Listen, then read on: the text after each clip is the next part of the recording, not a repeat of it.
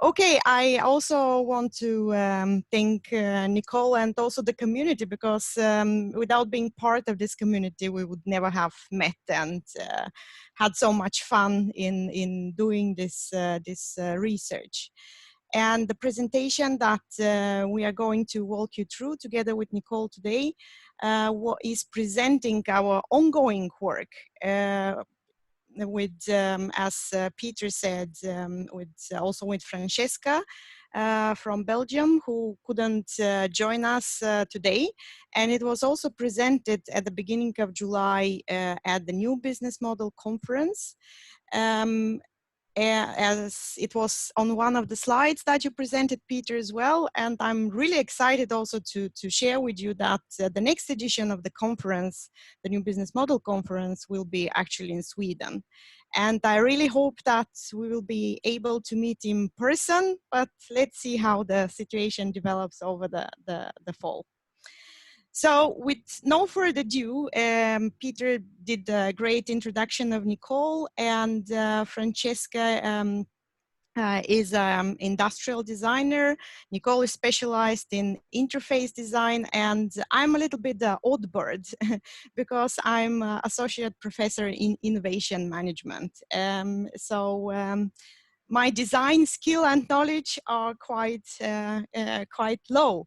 However, I'm quite interested, and my work in the last years has been on business models for sustainability from a managerial perspective and the process perspective. So how we organize the process, what type of stakeholders we are involving over time, and what kind of tools could be used. You sense that already, that the interest towards tools led to the meeting that basically fate brought us together and the community brought us together, the three of us. And we actually, I'll tell you about a little bit later where we met with Nicole. So we will guide you. It's a really standard format of the presentation, but as I said, this introduces our ongoing work and how we have been thinking. Our inspiration for this research is the quote and the idea that tools are really helping individuals to come up with radically new ways of thinking. And thus the central role of tools and usability, and also making important that all these tools that the community for business models for sustainability is generating actually widespread and adopted in practice. So this well aligns with one of the ideas of the strongly sustainable business groups to basically diffuse the knowledge that we generate at a faster pace. So we are, our work is well aligned with that way of thinking. And our starting point and focus is the Flourishing Business Canvas. I don't think I need to go through the canvas because you well know the tool, I think.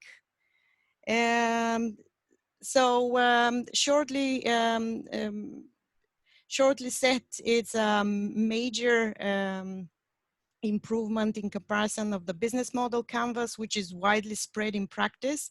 And the ideal world will be if it actually spreads it as such wide as the business model canvas. However, it takes a much broader perspective than the business model canvas. It incorporates a system perspective, taking a wider stakeholder perspective, and introduces the fact that companies are embedded in three contexts: the economy, society, and environment, and explicitly enters this system perspective thinking when companies are working with their existing business models or creating their new business models. So this was kind of our starting point. As you already understood, the three of us are members of the Strongly Sustainable Business community. We met as three explorers that had basically the same interest. After discussing our work, we realized that we have been having similar ideas and similar direction of our research, you could say. I'll come back to that a little bit later. So how we are thinking a little bit on the theoretical part. Our view on what the business model innovation is differs quite much on the product development inspired way of seeing business model innovation, as if there is a certain stages that the companies are going through, and then there is a definite event, a certain event that marks, okay, now we have the new business model. Instead, we are taking this integrative view of business model innovation that Lars suggested, and we see it as an integrated logic of value proposition creation and exchange, which is embodied in the cognition of managers and employees in the company and the stakeholders that the company is having. It is materialized in the artifacts that the company is creating, and it is also enacted through the activity system that the company undertakes. And all these three aspects are influencing each other and are in a constant flux. So the business model innovation is kind of an incremental change and incremental innovation of organizational becoming. So you see that, for example, artifacts inform cognition, and at the same time, cognition is expressed in artifacts. So all these three are all the time influencing each other. So there is not a really predetermined phase that you could see, okay, now the new business model is implemented. It's an ongoing incremental innovation activity, could say. There has been a lot of research when it comes to cognition and how it influences artifacts. And Eppner and Hoffman have discussed that managers can develop and communicate quite different mental images depending of how they visually represent the business model.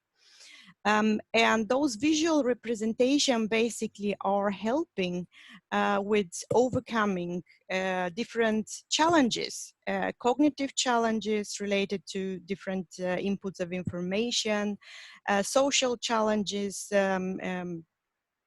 related to involvement of different stakeholders, for example, and emotional challenges related to engagement and dedication in the process. But all this, in order to be able to overcome these challenges through the visual representations, it all depends on the proper use and application of the visualization tools for business model innovation that we use. So if the visualizations and the tool that we are using are too complex, they might actually create the illusion that we have created an understanding and might cause more confusion instead of clarifying the options that we are looking at.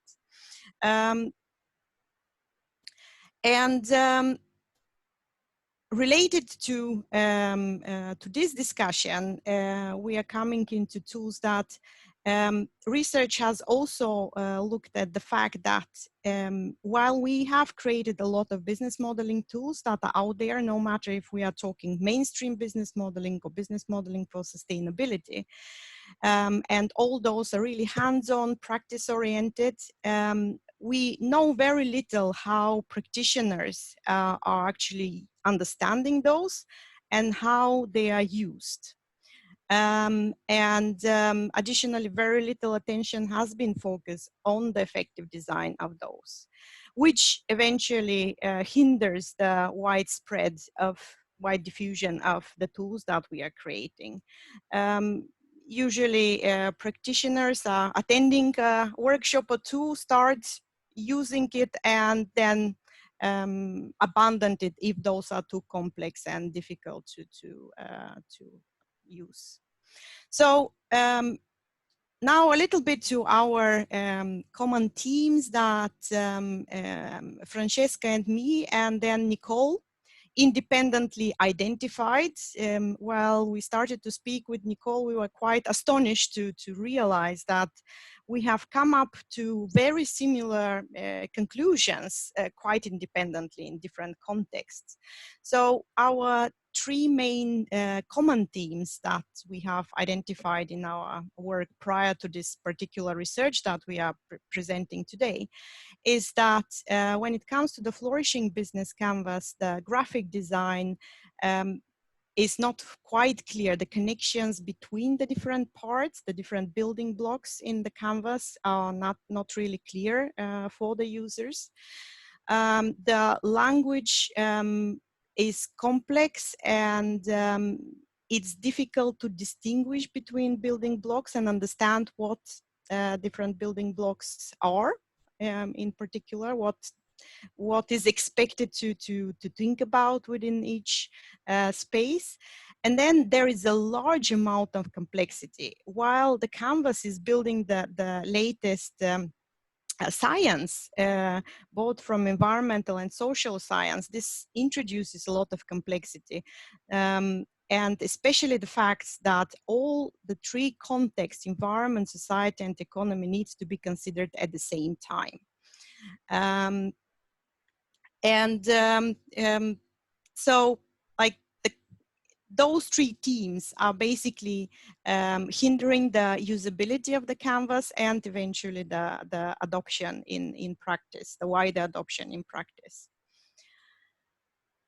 So what our overall purpose with the study, with the ongoing study that we are presenting now, is to see how the Flourishing Business Canvas can be made more usable and increase its adoption subsequently. And basically, the particular purpose is to improve the Flourishing Business Canvas through design. And for doing that, we iteratively tested, evaluated, and redesigned the tool, the Flourishing Business Canvas, in three different contexts. So we created a design process for our, as we call it, a triple experiment. So we had workshops in Belgium, in Sweden, and then in Canada. And in each of those experiments, we were trying to understand two things: how users actually use the canvas, and what kind of outcomes emerge from using the canvas. In each experiment, so after each iteration, a different version of the canvas is used based on what insights we got after its workshop. And we wanted to compare older version with the new ones in terms of how users are using it and what outcomes emerge. So once again, the Flourishing Business Canvas is our starting point. So this is our starting point, and this is our ending point as it looked after the last workshop in Canada with Nicole. There is a little bit of more developments to it, but we will finish up with them. And now I will hand over to Nicole to unpack a little bit the methods and guide you how we ended up here in the Flourishing Business Canvas 2.1. Okay, Nicole, the floor is yours. Thank you, Maya. So now we're going to get into the design cycle. So Peter mentioned a little bit about what our methodology is. So research through design. So I have to really appreciate Peter's knowledge at this point as we were moving through. And as he mentioned, a lot of the things we were doing were very intuitive at the time.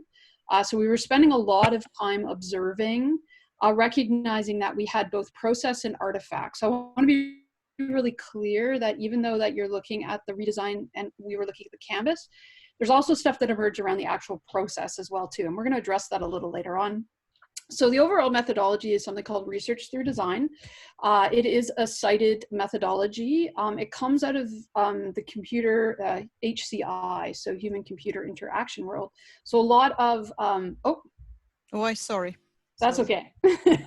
That's part of the research through design process where Yes. you're prototyping. Yes.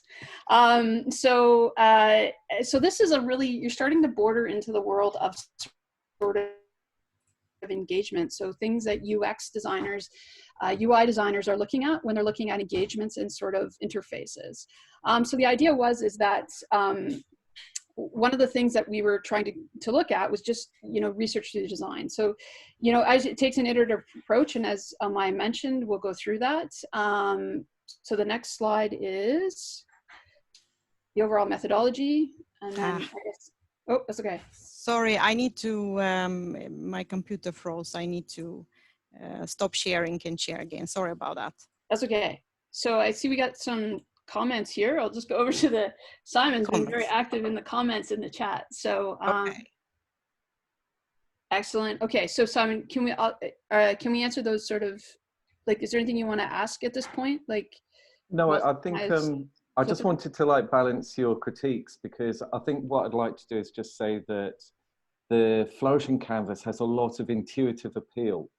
And so what I see your research doing is expanding on that rather than just kind of pointing out the problems with it. I'm really looking forward to this. I think your approach is absolutely excellent. Okay, cool. So yeah, no, I like it. No, and honestly, like the intuitive part, I know from my perspective, as we were going through this, and that's kind of what Peter was alluding to, that we didn't take a traditional approach, was really that ability to really flow. And I think that's sort of indicative of flourishing from what I start to understand and recognize it, that the canvas itself, while it has a lot of that rigor attached to it, there is an intuitive aspect I think we don't always uncover or address. And so the research of how we were going through this was sort of that ability to show that. And it sort of became its own meta, I think, in a lot of ways. So cool. So we're just going to go through a recap of, okay, cool. Yes. All right. Yeah, so the idea we took the canvas, we tested it in each of these workshop iterations, we did an analysis, then we redesigned it, and we just repeated the process 3 times. So we'll go to the next slide then, because everybody's like, what did you do to the canvas? So here it is. So these are the 3 stages we went through. As you can see in Belgium, we started with the Flourishing Canvas, and we did our first iteration. So there's really one thing, so you're looking at sort of the right-hand side here.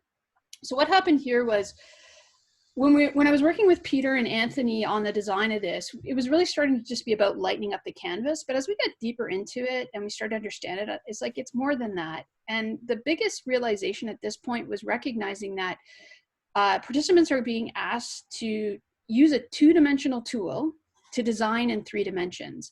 And the best equation I can give to this is Spock when he plays 3-dimensional chess on Star Trek. And I just got this vision in my head about, that's kind of what's going on here. And what we're asking them to do is we're asking them to play this 3-dimensional chess on a 2-dimensional tool. So the first introduction you'll see at the bottom here are what we call the hex cards. And the hex cards were the first attempt to sort of actually put the dimensionality back into the canvas. So what we did is we said, okay, so you want to model, so why don't we build these cards in each of the 3 contexts, and then allow the participants to be able to move that around and have a conversation. So we did that in Belgium, and so it was the first awkward thing that happened, and people are trying to figure out not only the canvas and flourishing and the tool, but now you've got these hex cards. Worked out, it was good. We got a lot of good feedback. So we went to Sweden and we did the same thing, but this time we kind of mixed it up a bit. So so what we did in Sweden is we went really crazy. We said, okay, great. We'll just use the canvas with the lightened up version. So one group of teams just got the canvas. Then what we did is we put the prompt questions, we put those back on the canvas. and we gave those to the team. So we gave them with a set of hex cards and the prompt questions. Okay. And then what we did really crazy, we gave one set team, we only gave them the cards, the hex cards, and they had the questions on them. And so we really kind of blew that out to see what would happen with all the tools. Then we came back to Canada. Okay. And we were like, after we saw a lot of how the hex cards were being used, we're like, why don't we just make the canvas hex? Like, why don't we really push the envelope and take the boxes away and put the hexagon cards in? Because what we were starting to see happen was we were changing the way people were having conversations around the canvas. So, and Peter was the one that kind of pointed this one out. And Peter, you can jump in if you want to address this, was more like you had mentioned, like, we're still using the same ontology, but we're changing the epistemology of how we're using the canvas. And I don't know, Peter, if you wanted to address that, because you were the one who sort of pointed that out. In terms of what we did to the canvas with sort of this new design. Well, it can become a big change. It isn't yet because we haven't distributed the canvas, with a new license approach and to the first explorers. We're starting to see that because this is, what we're doing is allowing people to use the concepts first, to creatively construct the concepts in a looser way, and then to adapt those concepts into the frame, rather than letting the frame of the perspectives, and the contexts, kind of create it almost as more of a flow chart approach, which is, I think, how the original canvas kind of constructed more of a top-down approach, which can be easy for a lot of people to follow. I mean, we're used to, everything from form filling to following flow charts to following a really nicely designated kind of structure. But the epistemology is different here in that, and we think that this is more inductive, that is bottom up and parts first, and that might be more in line with what a lot of small business people really do, who aren't going to know the language or know why things are structured the way they are, but might be able to work with the parts as pieces that, as they come to recognize some parts and then others, they can connect those in the conversation. And I think that's along the lines of what you observed when you did these workshops. Eh? Yeah. So Maya, on the next slide.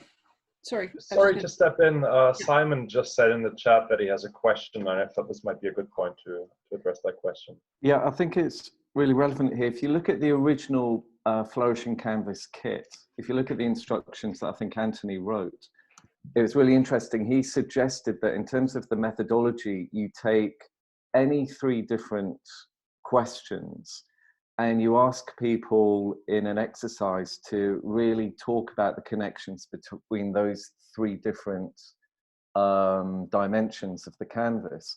Did you use any of that here? Because I'm just looking at the hexagons, and what you've designed really can help that type of questioning, finding these, causal connections between 3 disparate parts of the canvas. Yeah, no, that's good. So in the kit, so when we did when we constructed the workshops both in Sweden and Canada, we actually followed what Anthony put in the kit. So I know that a lot of different practitioners have different approaches that they've used over the years. Like, they've developed their own processes and their own approaches. But in order for us to sort of replicate and duplicate it as much as we possibly could, with the context of what we were already given, we actually went to Anthony's deck that was in the kit. And so, Maya, if you go to the next slide here, you'll see, like, so what we did is, the idea was we actually followed it. So the workshops were all day long. And what we did is we took people through each stage of that deck that Anthony had built in the Flourishing, like in the first Explorer kit that you have. And we'll show you that a little later in the mural that we did. But you're right. So what happened is the idea was you could take the cards you wanted. So the white cards here, they have the question on them. So they have the prompt question that you would have normally seen in the box. And then what you would do is the bolded words actually connote the pieces that you're working with, right? So in this case, it's stakeholders. You want the cards that relate to actors, stakeholders, and value co-creation. And now you know what you're actually modeling with. And that was, so to answer, I hope that answers your question, but we did follow what was in the first Explorer kit. No, that's great. I really like your design methodology. It's excellent work. You can thank Peter because he was the advisor. So yeah, so is there any other questions on that? So that we just wanted to show you, like, I know we sort of really highlighted the hex card. There's more. We actually do have one more question from Panos. Oh, yeah. Sorry about that. Really clarifying question. So in this case, stakeholders, you're actually, you're saying, you know, this piece is connected to these other two pieces, right? So you're basically like simplifying the whole thing, you know, so if you're working with stakeholders, these are the two other nodes or three other nodes that this piece is connected to. So you don't have to worry about, for example, you know, biophysical stocks now. You're in this, you know, node of the network. It seems like it's a more network, you know, well, it seems to me like a more networked approach to the canvas, is it? Yeah, like, and you know, it's funny afterwards, like there's a lot of after hindsight that happens because we took such an intuitive approach. And you're right. And so afterwards, like when we were working on it and we were looking at how the cards were being assembled, like Maya identified, like, this is really cool. Look, like you've got a lot of blue cards. So now you're completely biased into like the economy aspect. But the crazy thing about it is, yeah, you'd only be working in the nodes of those three. But then what would happen is you'd pull the next card, like in a game. So you'd pull the next question card. And then that next question card would then make you build out the other nodes, because now you'd be working with the relationships. So like, as you can see here on the left-hand side, no, the right-hand side, right? I'm really bad with left and right. Don't ever drive with me, you'll get lost. So in the hexagon thing here, you're seeing like people are actually building it out. And then what we realized then is what it did to the canvas itself. The canvas actually became the bike rack, right? So what you could do is you could pick the narratives. And, you know, and Ondine actually pointed this out when we had a bit of a call. She pointed out you could pick out the time frame of the narratives. So like if you built out a narrative that is today, you could put that on the canvas and say that's our today narrative. Or if you build out a narrative that ended up being 5 years in the future, you could identify that and then pull that out of the cards and put it onto the canvas, right? So now the canvas becomes sort of almost like your bike rack or your presentation mode of these are the narratives that we as a group have decided are going to be able to walk us through the canvas, right? So these are just some of the things that we were really starting to sort of identify. And so yes, your question, when we look back at it, I'm like, yeah, damn, it's like systems, right? Like we just basically, you know, we're mapping out the system in a weird way. So I don't know if that answers that question. Oh, sure. And the white cards are like the process cards. So, you know, modeling steps. Yeah. Okay. Yeah, they're like the question cards. So the idea is we had, it's kind of hard to see in these pictures, but what we did is we actually had what would happen is we would throw up on the screen, we'd say, okay, you're going to be working with these 3 questions, or you're going to be working with these cards. So you would pull the questions to that, you would ask the question, and then you would model. And so what would happen was you'd use the cards to respond to the questions that were on the white cards. You'd use the color cards to respond to the question that was on the white card. And then we didn't really mention that the colors are also indicating. So the green are the environmental system, the blue is the economy, and then society represent the orange yellow color. So as Nicole said, it's really easy to see if the group discussion is more biased towards any of the system, and it's kind of a self-correction mechanisms. For example, okay, we haven't really touched upon on the social context, and we need to try to work with it a little bit more. So essentially really capturing narratives and as Panos pointed out, a little bit covering the same process as with the triads that Anthony has developed, but with some good positive effect as well as uncovering biases, for example. So on that note, I was just going to say, Maya, do we want to go to the next slide and we can talk about the data that we gathered, just so that people that we're still trying to go through. FYI. Yes, yes. So the data that we gathered, we extensively documented the use of the canvas with tons of photographs in all three experiments, as well as the photos of the final canvas narratives. In Belgium, we are having a written reflection on the usability of the canvas, while in Sweden and Canada we have a survey that was filled in. And as we mentioned, it is an ongoing research, so we are not ready yet. So we are at the point that we have all this data and we are trying to actually figure out how to analyze it. And what we have come up to that point is that we will actually want to use the LUSH network on the integrative view of business model innovation, combined with work on the sustainability of as flourishing, these different criteria that have been identified by Brewer et al., I think, if I'm not wrong, Nicole. And maybe you can continue explaining what else we are combining those with. Great. So yeah, so as Maya said, we had a ton of data. And so we had a lot of discussions around, so this model here, obviously it's firm context. So we had a lot of, and we recognized there were sort of three main nodes in sort of this model. And what we were trying to do is we were trying to sift through all the data and lump it into, obviously we have artifacts. So we actually have the physical artifact of the canvas, but then we also have the process by which the canvas is delivered in and how it's being used. And then obviously then we have the cognition part about, how are we communicating and understanding now? So how are these all working together, like Maya had said in the beginning?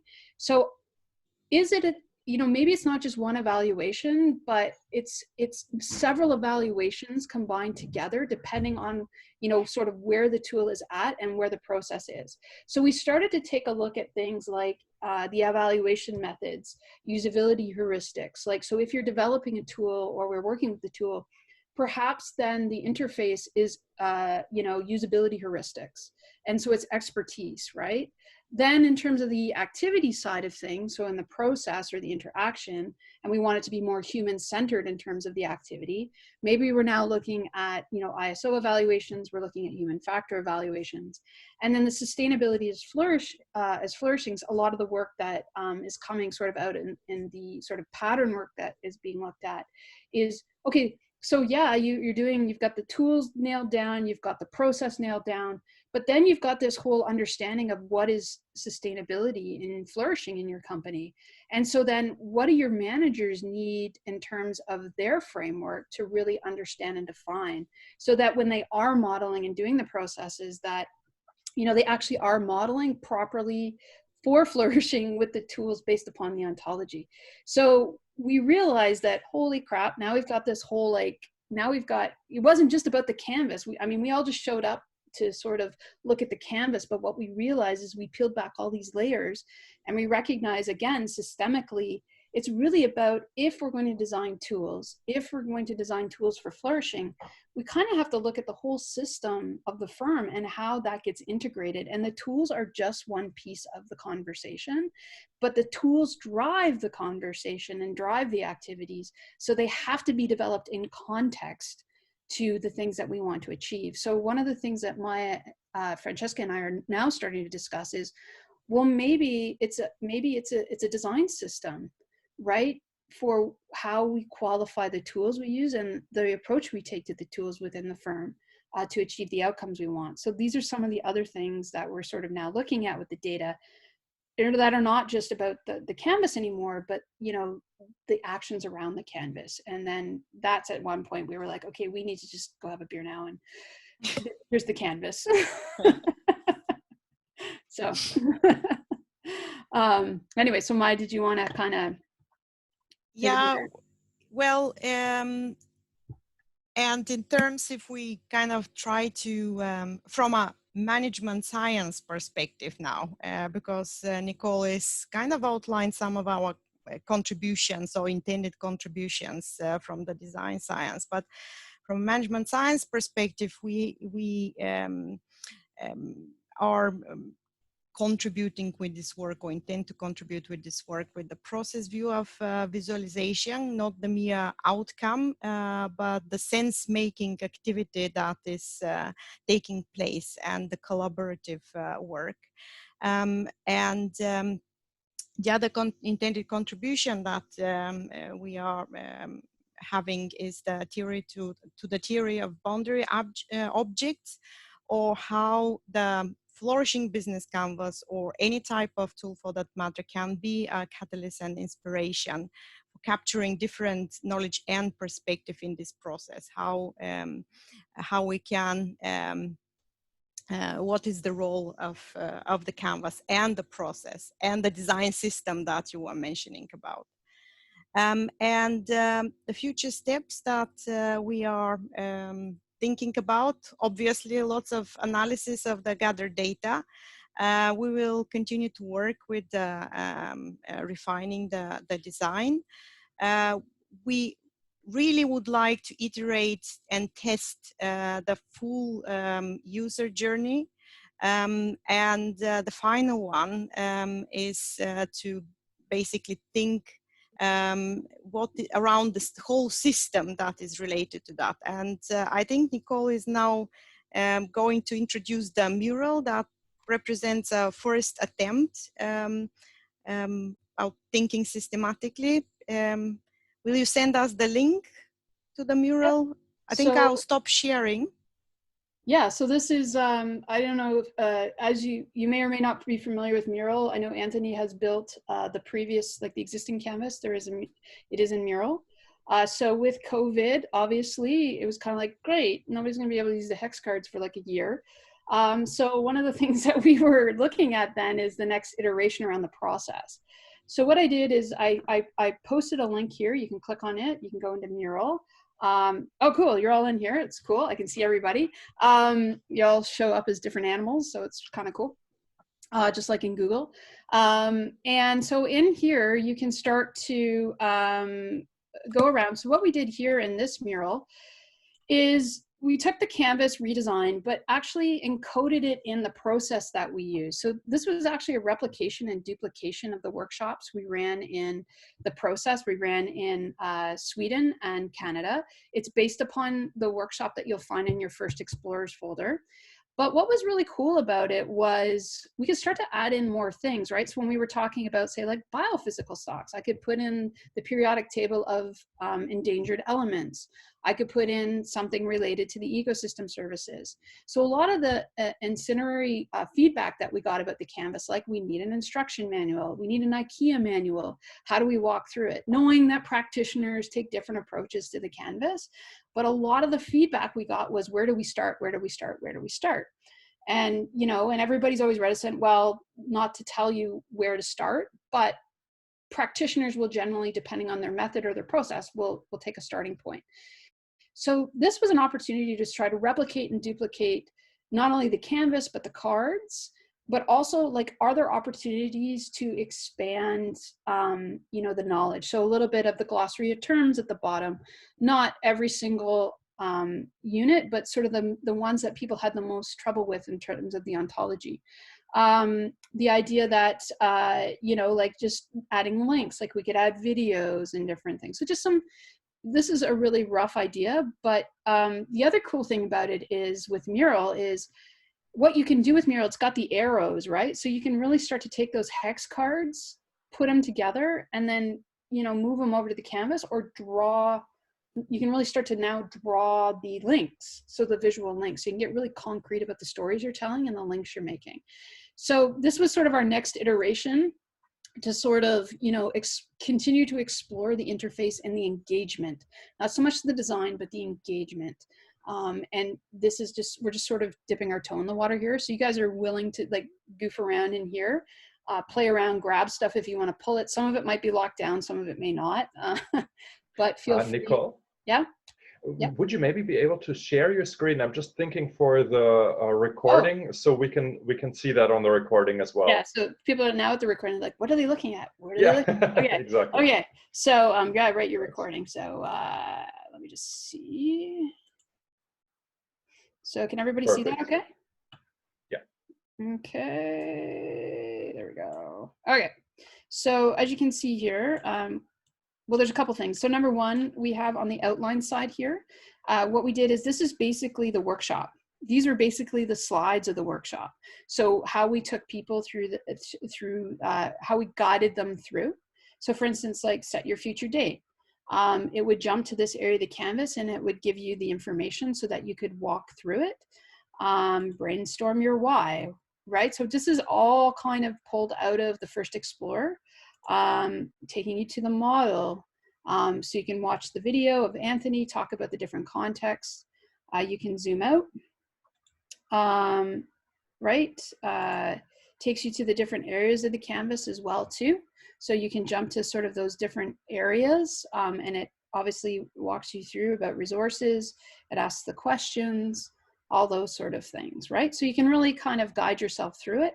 Again, this was a play on engagement, not so much on the design of the canvas, but more designing around the engagement of the canvas. Again, we've got the hex cards over here. So you can grab, these were all grouped together. So you could actually start to build these out, and then you can sort of, you can sort of type in, be good, right? Be, costs less. So you could start to sort of engage those. And then when you were sort of done, you could then move those sort of over to, you could sort of park that into the area of the canvas where you needed to go, right? And then the other cool thing about it is once you were sort of done, you could take a shape, right? And you could start to connect the dots across the canvas to tell your story. So again, engagement, and these were just some of the things that we were starting to look at. Some other things that we noted from our research were the glossary of terms. So this is where we were going in and really getting an opportunity to actually define some of these things that were really tough for people to wrap their heads around, particularly if you were an SME. If you're a small to medium-sized business, like some of things like ecosystem services, that's probably the first time in your life you've ever heard about ecosystem services. And so, value co-destruction, like that concept onto itself with a small to medium-sized enterprise kind of just like, it's so pivotal to the flourishing canvas. How do you sort of work with that? So that was another thing that we sort of looked at. Places for reflection and observation. That was another thing we noticed within the workshops, that people needed a lot of time to process. And so within each of our stages, we actually gave a 10-minute discussion round or a reflection round. And we actually found that a lot of people ended up putting a lot more sticky notes down. So we just wanted a parking lot or a bike rack area where they could go. And then again, just some, just showing some ways in which these hexagon cards were being used as well. So any questions on that? Thanks, Nicole. Yeah, we actually do have 2 questions in the chat, and I also have a question. We'll start with Simon, who was first. Simon asked if we can access this version via our Mural accounts to play with it. As Peter mentioned, it has not been released in license. So, but if you would like to play around with it, I'm happy to give you access via the Georgian College Mural account. Okay, if that's, I'm assuming that that's okay, then we just, yeah, he says thanks. So I guess we will connect you to the participants of today. And Laurie says she would like access to, and then maybe you could send it out to them personally, if that's all right. Yeah, so I just need a list of people, and what we can do is we can, yeah, I can give you a guest access or whatever, or also happy to like we did with you, Tim, set up a couple times where people really wanted to kind of get in and play or ask questions. Happy to do that as well too. That's great. Thanks so much, Nicole. I would say for anyone who's interested, why don't you put your email addresses, if you feel comfortable doing so, in the Zoom chat. If not, just let me know personally, and I'll make sure to forward it to Nicole. Maya or Peter, did you want to chime in on any of that? Oh, no, I think this is good. I'm glad there's interest, and I'm not sure what our time frame is going to be for figuring out the licensing for distribution from here. We've been, between the kind of delays and hold up with everything this year, and the difficulty in collaboration. What we have, I think, really excellent and updates to the Canvas that could be released right now as the new version. Anthony was your, so if we didn't say really clearly before, Anthony Uppert is Nicole's committee member, and so the agreements that have been made around the Canvas are fairly binding. That is, we're all very happy with it. We'd like to see, we'd like to go forward with it, but we don't have the ability to right now to set the right license and kind of roll it out. So this is still an early sharing of the new Canvas, and and my thoughts on this are that we need to look at an immediate, that is in the next month or two, a type of interim license that will work for this, and to get it in the hands of the first explorers so they can start using it, perhaps on a transfer from the existing product. But this is, going to present an important new direction as we also work on in the Flourishing Enterprise Toolkit. The approach to the kind of recommended practices based on the years of working with, the existing canvases. We now need to update that with the new canvases and what we've learned from your research. Maya, do you have? Yeah. Thanks, Peter. I was just going to say, Maya, do you have anything to add? Because on that. Not really. I think if it's okay, it's good to kind of play around and give a little bit more feedback, because then we get new perspective that we haven't thought about, and important input. But as Peter says, there is a lot of work to be done with the license yet. So, I mean, if it doesn't really contradicts with the license, I think playing around and giving input as part of the research and improvement work is okay. Yeah, and some of it is the branding and the rollout. I mean, there's really a new palette. There would be a new logo. I mean, there's a huge amount of work that went into this, or that evolved out of this. So between the MRP and kind of the study, which is now, so Nicole, I checked about a month or two ago, and I wasn't able to find your MRP coming up on open research. So let me see if we can find that. We need to start somewhere with sharing this, and sharing the actual work and the artifacts. So I mean, so the branding and the new branding and the marketing is going to take it's going to take a bit of an effort. And so if anyone's interested in contributing to that, let me know. But we need our core team to really talk about this as well. So with Anthony and everything. So let me see if I can find your MRP, Nicole, and put a link. Just to jump in quick, there appears to be a lot of interest also on a follow-up session, just as an idea, and we can discuss this further, but seeing the amount of interest, what we could also do is just to dedicate another monthly meeting to playing around with the canvas, and to have more of an interactive session, exactly what you were suggesting, Nicole, but to have that as our next monthly meeting. That could be one idea, but I definitely think, judging by the responses here in the chat, that people are interested in having a session to play around with the canvas and get to know it better. Yeah, happy to support that, and doing it at different times. So our European team members, we can swap, so we can be up late at night and they can be during the day. So happy to oblige different time zones as well too.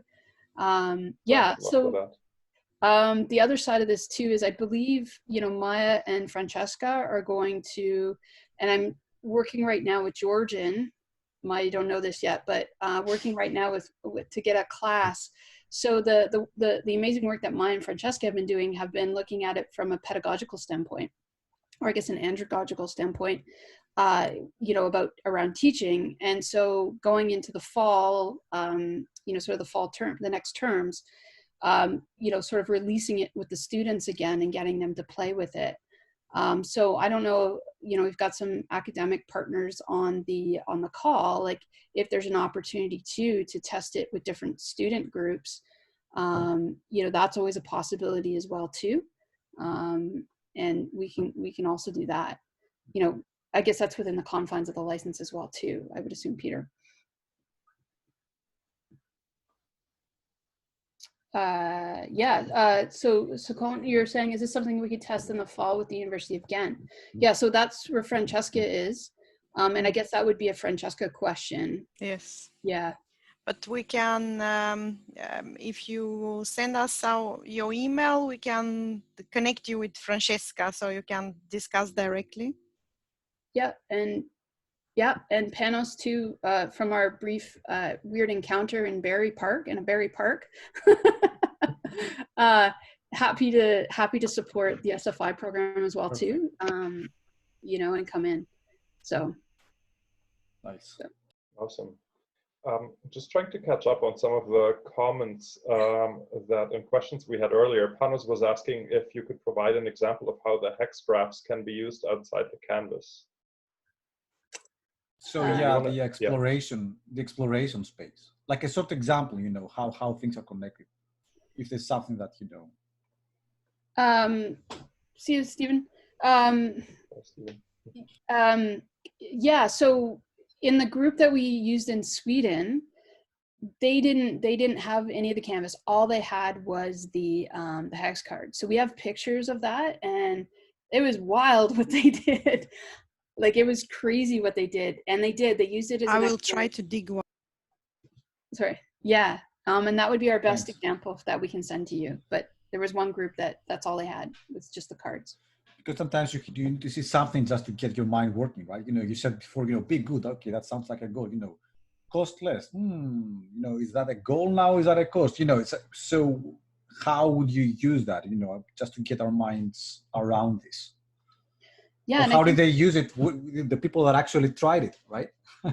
Yeah. Well, the one thing we found that when they did that group that had no canvas to park to, what I thought was really interesting about them is at first they kind of freaked out a bit.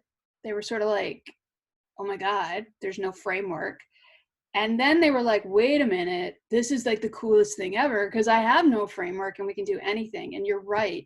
What they started to do is they didn't get confined by what Peter was saying, how we're, you know, taught to be like, fill the box, fill the box, fill the box. Once they got really comfortable with sort of the ambiguity, they actually then designed their own rules. And then they made their own decisions about how they were going to qualify decisions, right? So did they want to qualify that as a cost, right? And so what ended up happening is once they sort of rewrote their coding and gave themselves agency, they rewrote their own rules. But again, the people that were in that group too had a high sophistication design background. So it was really about agency. And so the groups you're working with, I think it depends on the facilitators. If you gave them those tools, you would have to really empower them with agency to make up their own situation. There you go.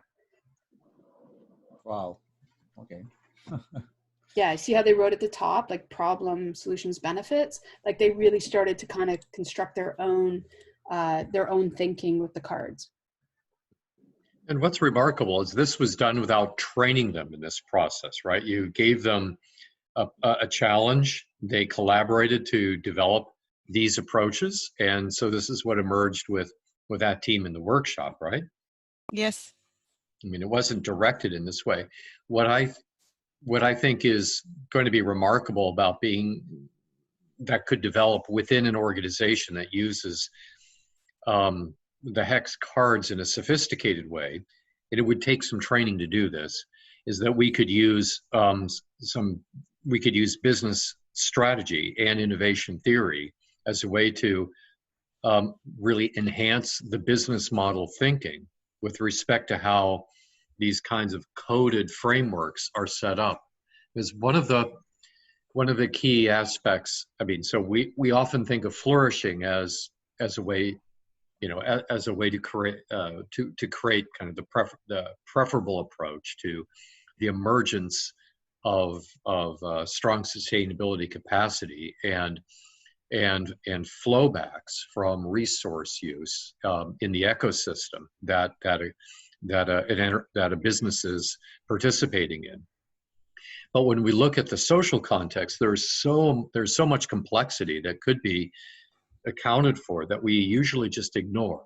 And so in the flourishing business model context, now, like, we could open up the entire all of the boxes to one of the colors. So you could look at this, the social system design, the yellow in essence, for every node, for every box in the canvas, and then you could relate that in different ways to the economic processes within the business. Now, as someone had mentioned before about the relationships, maybe it was Griff, but you could start to see how these could start to stack in different ways, that you can even add multiple. You could start to add how you could show how resources are flowing between them, which would be interesting. That would be more like a causal loop diagram or system flows, which I think would be really helpful for sustainability analysis. But what you could do in terms of the business strategy is start to identify really unique encodings of, using this process that would be really hard to do on the flat canvas, that would speak to people in the organization but wouldn't have any meaning to anybody else. And why that's powerful, I mean, that's kind of the essence of innovation, of a knowledge strategy, because so one of the meaningful ways to produce innovations that are not replicable by your competitors, that is, from an economic perspective, you could say, is to develop inimitable strategies that have very unique, that are based on very unique knowledges within the organization. You could start to show those relationships in this type of model now. I know this is beyond what we've talked about before, but this is the picture that gets us to thinking. And so Maya is is an innovation, scholar. You're probably familiar with some of the research in resource-based view and in distinctive competencies and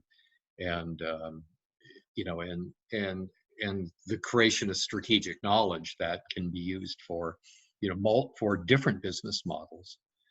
So I wanted to suggest that as a future research direction, and as a way that you could also inspire more sophisticated companies, once they get beyond just kind of figuring out how you might move to a transition to a more sustainable business models, is now how to really capitalize on your knowledge so that you're really able to amplify what's learned around the organization to present it in these new types of kind of knowledge frameworks.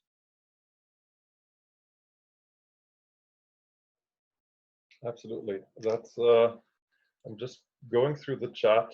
Yeah. I think those are really exciting new possibilities to use the canvas also. Panos just asked if you encountered any limitations with the hex shapes in terms of possibility of connections. I can let Maya answer that one too. Not explicitly. I think the biggest limitations would be the amount. It's only got 6 sides. So that's what I'm talking about, so yeah.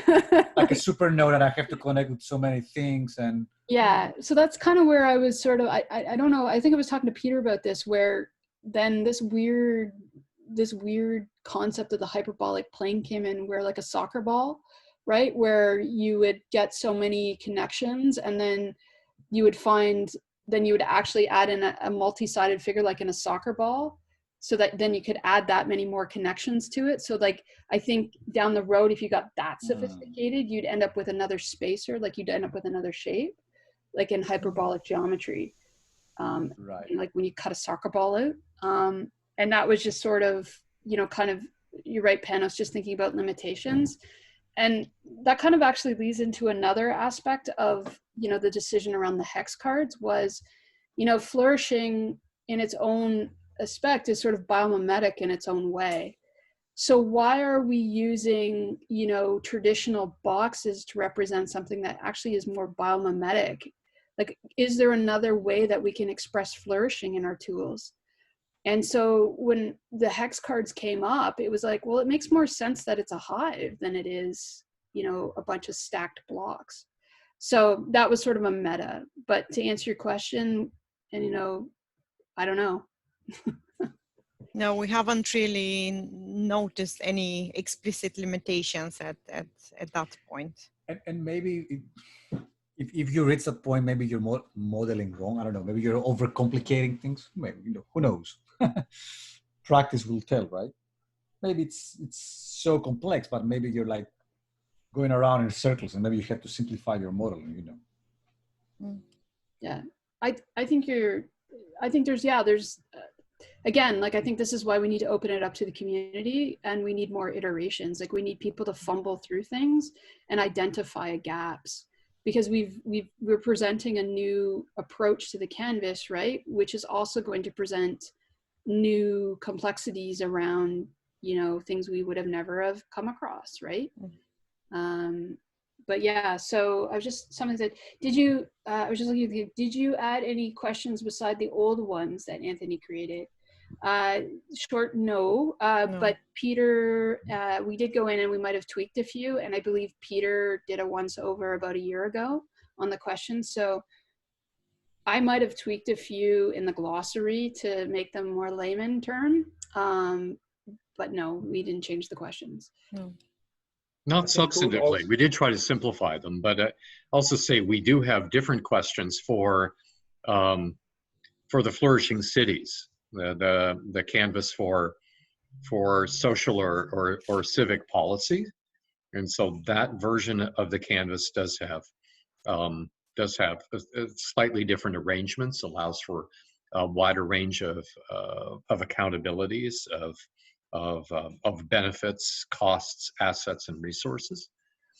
So it's a slightly different model, and so what we're looking at here is still, the enterprise-oriented model, but there is a lot of, I think, emerging interest in using these types of, tools in ways that could be we could use in constructive workshops for things like climate change planning at the municipal climate action planning, and engaging citizens in stakeholder workshops with municipal planning and in policy.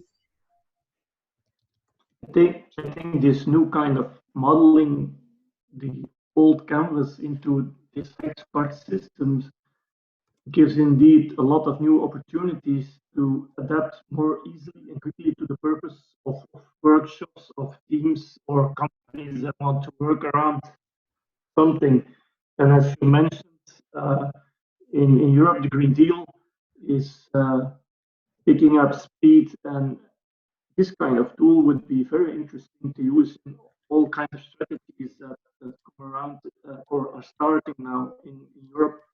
And this model is easier to adapt now, and it's more flexible, as you mentioned before. So the idea also to make it a 3D, physically a 3D model is quite appealing. And I'm just thinking how this could be possible, but you could actually make it like Lego blocks.